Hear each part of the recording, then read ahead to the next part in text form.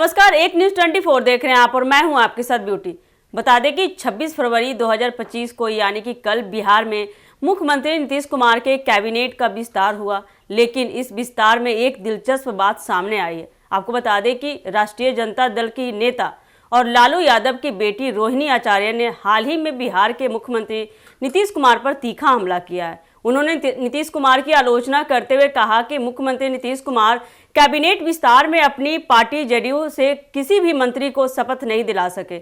इसके साथ ही उन्होंने नीतीश कुमार को बीजेपी का फरमान मानते हुए लाचार, बेबस और निरीह तक करार दिया। उनका कहना था कि नीतीश कुमार अब महज एक मुखौटा बनकर रह गए हैं और उनकी सत्ता या निर्णय क्षमता पूरी तरह से बीजेपी के हाथों में चली गई है। रोहिणी आचार्य का यह बयान बिहार में राजनीतिक माहौल को और भी गर्म कर सकता है। यह बयान उस वक्त दिया गया है जब बिहार में मुख्यमंत्री नीतीश कुमार ने अपनी कैबिनेट का विस्तार किया था, लेकिन उसमें अपनी पार्टी के किसी भी सदस्य को मंत्री पद नहीं दिला सके। इसके विपरीत विस्तार में भाजपा यानी कि भारतीय जनता पार्टी से जुड़े नेताओं को महत्वपूर्ण पद दिए गए थे, लेकिन इससे यह स्पष्ट संकेत मिलता है कि नीतीश कुमार की पार्टी में अब उतनी ताकत नहीं रही है जितनी पहले हुआ करती थी और अब उन्हें अपनी सरकार के फैसलों में बीजेपी के दबाव का सामना करना पड़ रहा है।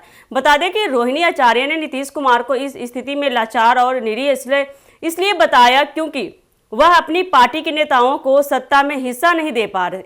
बता दें कि रोहिणी आचार्य ने नीतीश कुमार को इस स्थिति में लाचार और निरीह इसलिए बताया क्योंकि वह अपनी पार्टी के नेताओं को सत्ता में हिस्सा नहीं दे पा रहे थे, जबकि बीजेपी के दबाव में उन्हें मजबूरी में काम करना पड़ रहा था। उनका आरोप यह भी है कि नीतीश कुमार ने अपनी पार्टी के हितों को नज़रअंदाज किया और बीजेपी के सिफारिशों को मानने में मजबूरी दिखाई। यह आरोप उनकी और उनके समर्थकों की नज़र में नीतीश कुमार की स्वतंत्र निर्णय क्षमता को कमज़ोर करने वाला प्रतीत होता है। वहीं नीतीश कुमार जो पहले कई बार बीजेपी से अलग हो चुके थे और फिर महागठबंधन के हिस्से के रूप में सत्ता में आए थे, अब बीजेपी के साथ सत्ता में क्यों हैं? रोहिणी आचार्य ने इस पर सवाल उठाया कि क्या नीतीश कुमार अपने आत्मसम्मान को त्याग कर बीजेपी के दबाव में काम कर रहे हैं। उनका यह भी कहना था कि नीतीश कुमार अब केवल बीजेपी के एक मुखौटा बनकर रह गए हैं और उनके पास अब सत्ता में कोई वास्तविक ताकत नहीं बची। यह बयान बिहार की राजनीति में एक नई बहस का संकेत देता है, जिसमें यह सवाल उठता है कि क्या नीतीश कुमार सच में अपनी पार्टी के हितों के लिए खड़े हो रहे हैं या फिर वह बीजेपी की रणनीतियों को लागू करने के लिए मजबूर हो गए।